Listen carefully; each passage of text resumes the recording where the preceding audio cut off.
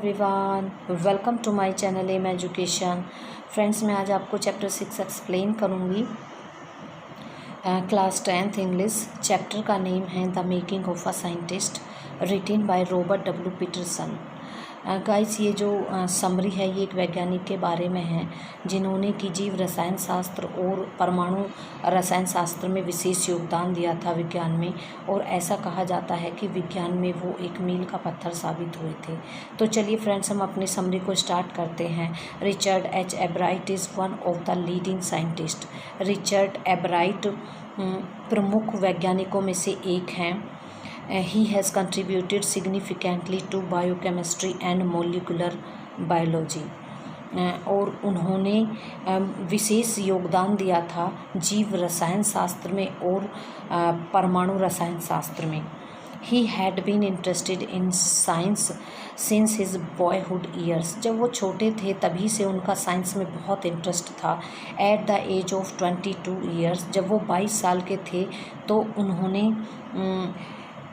He excited the scientific world with a new theory. उन्होंने संसार को एक थ्योरी से परिचित कराया। It was concern with the work of cell, जो कि एक कोशिका की संरचना के बारे में थी। उस थ्योरी से संसार को उन्होंने परिचित कराया। एब्राइट and his college roommate explain the theory in the article. एब्राइट और उनके एक रूममेट थे, कॉलेज रूममेट, उन दोनों ने मिलकर अपनी इस थ्योरी को एक आर्टिकल में पब्लिश कराया जिसका नाम था proceeding of the national academy of science. It was first of his many achievement in the field of science. ये उपलब्धि कई उपलब्धियों में से पहली मानी जाती है जो कि एब्राइट की थी। It start with his study on butterfly, जो कि उनके बटरफ्लाई के अध्ययन से शुरू होती है। एब्राइट was the only child of his parents. एब्राइट अपने माता पिता की एकलौती संतान थे। They lived in north of reading Pennsylvania, जो कि पेंसिल्वेनिया में रहते थे, जो कि रीडिंग के नॉर्थ में था, एक जगह का नाम है। There was nothing for Ebright to do there. वहाँ पर एब्राइट के लिए करने के लिए कुछ भी नहीं था। ही हैड नो कंपेनियंस, उनके कोई साथी नहीं थे। He was not good player, और वो अच्छे खिलाड़ी भी नहीं थे। But his hobby was collecting things, लेकिन उनकी हॉबी थी कि चीज़ों को कलेक्ट करना, इकट्ठा करना। एब्राइट was fascinated by butterflies. एब्राइट butterfly को देखकर बहुत आकर्षित हो जाते थे। He started collecting butterflies in kindergarten. उन्होंने अपने स्कूल के टाइम में ही, शुरू में ही तितलियों को कलेक्ट करना शुरू कर दिया था। ही ऑल्सो कलेक्टेड रॉक, और वो कुछ पत्थर भी कलेक्ट करते थे, पत्थर के टुकड़े भी कलेक्ट करते थे। एंड फॉसिल, कुछ जीवाश्म, एंड कॉइन्स, और कुछ सिक्के भी कलेक्ट करते थे। He also become a star gazer, और वो तारों को देखने वाले भी बन गए थे, उन्हें शौक था। एंड एन एगर एस्ट्रोनॉमर, और वो एक खगोल शास्त्री भी बन गए थे। Ebright's mother recognized his curiosity and encourage him. Ebright की जो माता थी वो अपने बच्चे के बारे में जानती थी, और उन्हें पता था कि मेरा बच्चा बहुत चीज़ों को जानने का उत्सुक है। वो उन्हें उत्साहित करती थी, एनकरेज करती थी अपने बेटे को। She took him on trip, क्योंकि वो नई नई जगहों पर लेकर जाती थी अपने बच्चे को ताकि वो वहाँ पर कुछ सीख सके। She also bought him telescope, और उनकी माँ ने उनके लिए टेलीस्कोप खरीद कर दिया अपने बच्चे के लिए, एब्राइट के लिए माइक्रोस्कोप खरीद कर दिया। एंड कैमराज, और कैमरा भी खरीद कर दिया। एंड अदर इक्विपमेंट, बहुत सारी चीज़ें दी ताकि जो एब्राइट है वो अपने इंटरेस्ट को आगे रखे और उन चीज़ों को वो सीखे। उनकी मदर उनकी बहुत हेल्प करती थी। सो दैट, ताकि he could follow his hobbies, ताकि वो अपनी इच्छाओं को आगे जारी रखे, हॉबीज़ को आगे रखे। Ebright's mother was his friend until he started school. जब तक एब्राइट स्कूल में पढ़ने के लिए नहीं जाते थे तब तक उनकी जो मित्र थी वो उनकी माँ ही थी। She would bring home friends for him. उनकी माँ जो थी वो एब्राइट के लिए मित्र भी लेकर आती थी घर, ताकि वो बातें कर सके और कुछ चीज़ों को सीख सके। He was her whole life after her husband death, क्योंकि जो एब्राइट की माँ थी, उनके हस्बैंड नहीं थे, तो जो एब्राइट थे वही उनके लिए उनकी दुनिया थी। वो अपने बेटे को ही सब कुछ समझती थी। Ebright's mother would find work for Richard if he had nothing to do. यदि एब्राइट के पास करने के लिए कोई भी काम नहीं होता था तो एब्राइट की मदर उनके लिए काम को ढूंढती थी और लेकर आती थी। She founded a learning task for him, और वो उन्हें काम देती थी करने के लिए ताकि वो सीख सके। He had great hunger for learning, लेकिन एब्राइट को भूख थी, कुछ सीखने की चाह थी, वो बहुत ही चीज़ों को जानना चाहते थे। He earn top grade in school, वो शुरू से ही उनका टॉप ग्रेड आता था, वो अच्छे मार्क्स लेकर आते थे। By the time he was in second grade, जब वो सेकेंड ग्रेड में आ गए, सेकेंड क्लास में आ गए, he had collected 25 species of butterflies. उन्होंने तितलियों की 25 प्रजातियों को कलेक्ट कर लिया था। These were found around in home town, जो कि अपने घर के आसपास से ही उन्होंने किया था। वन डे, एक दिन, हिज मदर गेव हिम आ चिल्ड्रंस बुक, एक दिन उनकी माँ उनके लिए एक बच्चों की किताब लेकर आई। It open the world of science to Ebright, इस बुक ने एब्राइट के लिए एक साइंस का संसार खोल दिया था, उन्हें एक नई दुनिया मिल गई थी। That book was the travels of monarch x, जो कि तितलियों के बारे में थी, मोनार्क तितलियों के बारे में थी। It describe how monarch butterflies migrate to central America, उसमें ये डिस्क्राइब किया गया था कि जो मोनार्क तितलियाँ होती हैं वो मध्य एशिया को हस्तांतरित हो जाती हैं, वो चली जाती हैं। दिस बुक फैसिनेटेड हिम, इस बुक ने एब्राइट को बहुत आकर्षित किया। At the end of the book, और उस बुक के अंत में लिखा था, readers were invited to help study butterfly migration, जिनको भी हस्तांतरण तितलियों के बारे में कुछ पता चले वो मुझसे कांटेक्ट करें या मुझे बताएं। They were asked to tag butterflies for research by doctor Frederick Urquhart of Toronto university. They were ask, और एक प्रोफेसर थे, उन्होंने कहा, उस बुक में उन्होंने कहा, उसमें नाम लिखा हुआ था प्रोफेसर का, उन्होंने कहा कि जो भी तितलियां मिलें, जिन व्यक्तियों को टैग की हुई, बंधी हुई, वो इधर भेज दें, मध्य एशिया के पास, मध्य एशिया की तरफ वो उन्हें भेजें। Canada, anyone who found a tagged butterfly were ask sent to tag, and doctor Urquhart Ebright started tagging monarch butterfly. फिर तब से ही एब्राइट ने मोनार्क तितलियों को टैग करना शुरू कर दिया, उन्होंने बांधना शुरू कर दिया। The butterfly collecting season around reading last only 6 week in late of summer.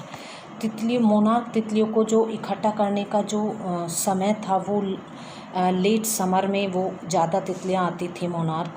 He realized that chasing the butterfly only one by one will not enable him to catch many. Ebright जब एक एक तितलियों को वो पकड़ने लग गए, बांधने लग गए, तो उन्होंने सोचा कि इस तरह से तो ये तितलियाँ नहीं हो पाएंगी, मैं ज़्यादा तितलियाँ कलेक्ट नहीं कर पाऊँगा, कैच नहीं कर पाऊँगा। सो इसीलिए ही decided to raise a flock of butterflies. उन्होंने जो तितलियों का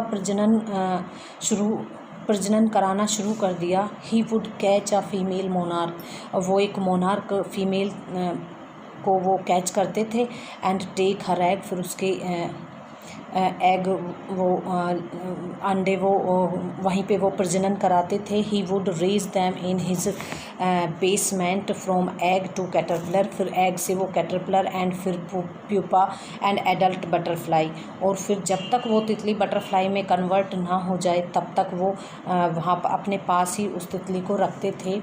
then he would tag the butterfly, फिर उस मोनार्क तितली को वो बांध देते थे, उसके पंखों को बांध देते थे, एंड लेट दैम गो, फिर उसे जाने देते थे। However, soon Ebright began to lose interest in tagging butterfly. लेकिन जल्दी ही जो एब्राइट थे उनका जो इंटरेस्ट था तितलियों को बांधना, मोनार्क तितलियों को बांधना, वो जल्दी ही फिनिश हो गया, कम हो गया।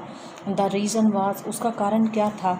देयर वाज नो फीडबैक, क्योंकि उन्हें कुछ रिज़ल्ट नहीं मिल पा रहा था। He was a little disappointed, वो थोड़े निराश भी हो गए थे। As only 2 butterfly had been recapture, केवल उन्होंने ऐसी 2 ही तितलियों को पकड़ा था जिनसे वो प्रजनन करा सके, और मोनार्क तितलियों को। And they had been found not more than 75 miles from where he lived, और जहाँ पर वो रहते थे वहाँ से 70 या फिर 75 मील तक ही वो पकड़ पाते थे, क्योंकि वो ज़्यादा दूर तक नहीं जा पाते थे। एब्राइट रीच्ड द 7th ग्रेड, जब एब्राइट 7th ग्रेड में आ गए, 7th क्लास में आ गए, he got busy with other scientific experiment, वो जो साइंस के अदर एक्सपेरिमेंट होते हैं वो रिसर्च में वो लगे रहे। He entered a county science fair, और उन्होंने काउंटी फेयर में, काउंटी मेले में उन्होंने एंटर किया, उनकी एंट्री हो गई। His entry were slide of frog tissues, उनकी जो स्लाइड थी वो फ्रॉग टिश्यू के बारे में थी, जिसकी वजह से उन्हें काउंटी फेयर में एंटर मिला था। But he did not win any prize, लेकिन वो वहाँ पर कोई भी प्राइज़ नहीं जीते। He realize that the winner had tried to do real experiment, फिर उन्होंने सोचा, उन्हें रियलाइज़ हुआ कि एक विनर को वास्तविक एक्सपेरिमेंट करने चाहिए। So he decided to do further research in his favourite field, उन्होंने सोचा क्यों ना मैं अपनी फेवरेट फील्ड में रिसर्च करूं और भी ज़्यादा खोज करूं। Insect on which he had already been doing work, insect पर वो वर्क पहले से ही कर रहे थे। Ebright wrote to doctor Urquhart for ideas, Ebright ने जो बुक पे जो साइंटिस्ट का नेम लिखा था डॉक्टर अर्क्वाटर्ड, उनसे उन्होंने क्वेश्चन पूछा इन रिप्लाई कि आप मुझे रिप्लाई करें। The famous scientist gave him many suggestion, आप फेमस साइंटिस्ट हैं और मुझे अच्छा साइंटिस्ट बनने के लिए मुझे सजेशन दीजिए, उन्होंने उनसे क्वेश्चन किया एब्राइट ने। फॉर एक्सपेरिमेंट, कि मुझे क्या एक्सपेरिमेंट करने चाहिए, कृपया आप मुझे बताएं। These experiment kept Ebright busy all through. Ebright wrote suggestion for expand, these experiment kept Ebright busy all through high school. जब उन्होंने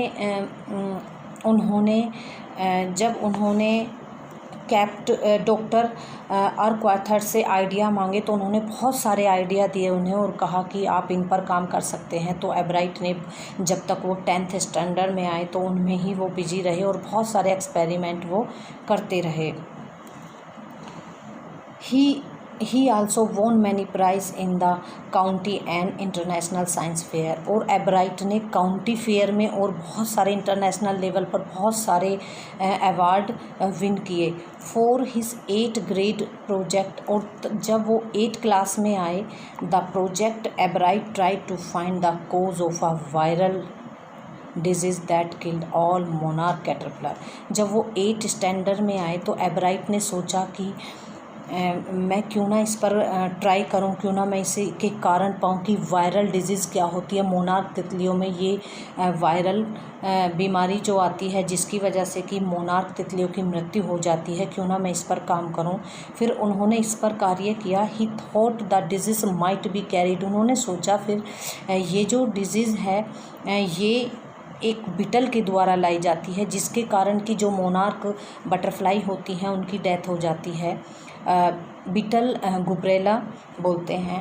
ही tried raising caterpillar in the presence of beetle but he didn't get any real result, लेकिन उन्होंने बहुत सारे experiment किए लेकिन उन्होंने बाद में कोई भी रिजल्ट नहीं मिला इसके बारे में। But he showed his experiment in the science fair and वोन, लेकिन इस एक्सपेरिमेंट को उन्होंने जब साइंस के फेयर में दिखाया, मेले में दिखाया, तो वो प्राइज़ जीत गए। The next year, his science fair project was testing the theory that viceroy butterfly imitate monarch. अगली साल जो साइंस का जो प्रोजेक्ट उन्हें मिला था उसमें ये दिखाया उन्होंने कि जो वायसरॉय तितलियाँ होती हैं वो मोनार्क तितली की नकल क्यों करती हैं, उनकी इमिटेशन क्यों करती हैं। ही सेड दैट, उन्होंने बताया कि वायसरॉय लुक लाइक मोनार्क। उन्होंने अपने प्रोजेक्ट में, जहाँ पर उन्होंने पार्टिसिपेट किया था, अपने प्रोजेक्ट में बताया कि जो वायसरॉय तितलियाँ होती हैं वो मोनार्क की थोड़ी कॉपी होती हैं, वो उन्हीं के जैसी लगती हैं। बिकॉज़ जो मोनार्क तितलियाँ होती हैं उनको बर्ड नहीं खाती हैं, वो चिड़ियों को खाने में अच्छी नहीं लगती हैं। तो जो वायसरॉय तितलियाँ होती हैं वो मोनार्क की इसलिए कॉपी करती हैं, इसलिए इमिटेट करती हैं ताकि वो भी मोनार्क तितलियों की जैसी दिखाई दें और वो चिड़ियों को ना खाई जाएं, चिड़ियों के खाने से वो बची जा सकें जिस तरह की मोनार्क तितलियाँ बचती हैं। By imitate monarch, he said that viceroy look like monarch because bird do not find monarch tasty, क्योंकि जो चिड़िया होती हैं उन्हें टेस्टी नहीं लगती हैं मोनार्क तितलियाँ। By copying monarch the viceroy escape being eaten by birds, his project was to see if bird would eat monarch.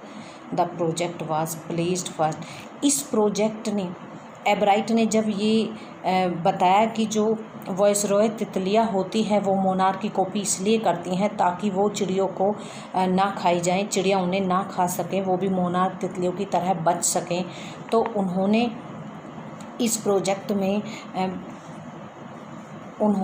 Project में फर्स्ट प्लेस पाया, जूलॉजी में पहला स्थान पाया, जूलॉजी में डिवीज़न 3rd ओवरऑल इन काउंटी साइंस फेयर, और county science fair में 3रा स्थान पाया। उन्हें बहुत सराहना की गई, उनकी बहुत प्रशंसा की गई।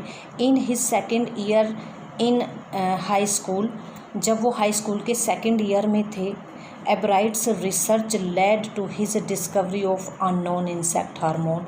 तो एब्राइट ने एक जिसे वो जानते भी नहीं थे, ऐसे इंसेक्ट में एक अननोन हार्मोन की खोज कर ली थी उन्होंने। Indirectly it led to his new theory for the life of cell, जो कि सेल की नई थ्योरी थी, वो कोशिकाओं के बारे में, कोशिकाओं के जीवन के बारे में थ्योरी थी। He try to answer a very simple question, वो कोशिश कर रहे थे, एक सिंपल क्वेश्चन का आंसर ढूंढ रहे थे वो। What is the purpose of the 12 टिनी gold spots on a monarch pupa. वो ये कोशिश कर रहे थे कि जो मोनार्क तितलियाँ होती हैं उनके ऊपर गोल्डन स्पॉट होते हैं, वो क्यों होते हैं। जब वो ऐसा कर रहे थे तो उन्होंने एक हार्मोन की खोज कर ली थी। ऐसा करने के दौरान to find the answer Ebright and another student build, उन्होंने और दूसरे स्टूडेंट ने आ डिवाइस दैट शो, ये जो प्रोजेक्ट था, जो डिवाइस थी वो उन्होंने दिखाई, वर प्रोड्यूसिंग आ हार्मोन, कि ये जो एक हार्मोन होता है, जो मोनार्क तितलियाँ होती हैं वो उनके ऊपर जो गोल्डन स्पॉट होते हैं वो एक हार्मोन के कारण होते हैं। It was necessary for the butterfly full development, ये होने ज़रूरी है क्योंकि एक बटरफ्लाई का डेवलपमेंट तभी होगा जब वो हार्मोन निकलेगा उनके अंदर से। This project won Ebright first place in the county fair, इस हार्मोन ने, इस प्रोजेक्ट ने एब्राइट को काउंटी फेयर में फर्स्ट स्थान दिलाया और वो प्रथम आए। And entry into the international science, और उनकी इस तरीके से जो इंटरनेशनल फेयर था उसमें एंट्री हो गई थी। एंड इंजीनियरिंग फेयर में भी, और इंजीनियरिंग जो मेला होता है उसमें भी उनका नंबर आ गया था। There he won 3rd place for zoology, यहाँ पर उन्होंने 3रा स्थान लिया था। And he also got a chance to work in Walter Reed Army Institute of Research, और उन्हें मौका दिया गया था वाल्टर रीड आर्मी इंस्टीट्यूट में उन्हें काम करने के लिए अवसर मिला। Year and a half later, 1.5 साल के बाद, one day Ebright was seeing the X-ray photo of the chemical structure of the cell. 1.5 साल के बाद जो एब्राइट थे वो मोनार्क तितलियों का जो एक्सरे था उसको वो देख रहे थे, सेल का जो एक्सरे था उसको वो देख रहे थे। He got the idea for his new theory about cell life. उन्हें एक नया आइडिया मिला उससे, सेल की जो जीवन होता है, सेल की जो लाइफ होती है उसके बारे में एक नया आइडिया मिला। Those photo provide him the answer to one of biology. इन फोटोओं ने उन्हें प्रोवाइड, जो उनके दिमाग में जो पज़ल चल रहा था, जो पहेली, जो प्रश्न घूम रहे थे, उनका आंसर अब उन्हें मिल चुका था। How the cell can read the blueprint of its DNA, कि सेल कैसे प्रोड्यूस करते हैं, जो कि एक ब्लूप्रिंट होता है सेल, डीएनए जिसे कहते हैं। DNA is the substance in the nucleus of the cell. Cell का एक सब्सटेंस होता है जिसे कि हम डीएनए कहते हैं। दैट कंट्रोल्स हेरिडिटी, जो कि वंशाणु जो क्रम, जो गुण होते हैं उनको जो कंट्रोल कर सकता है, क्योंकि डीएनए से ही हम पता लगा सकते हैं कि कौन किसका बच्चा है और कौन किसका पिता है या माता है। It is the blueprint for the life, ये लाइफ का एक ब्लूप्रिंट था। Ebright and his college roommate James R Wang, जो उनके कॉलेज रूममेट थे उनका नाम था James R Wang. Drew picture and constructed plastic model of the molecules to show how it could happen. उन्होंने एक प्लास्टिक का, दोनों ने मिलकर एक मॉडल बनाया जिससे कि ये साफ दिखाई दिया कि जो डीएनए है, डीएनए का जो सेल है उसका ब्लू प्रिंट है डीएनए।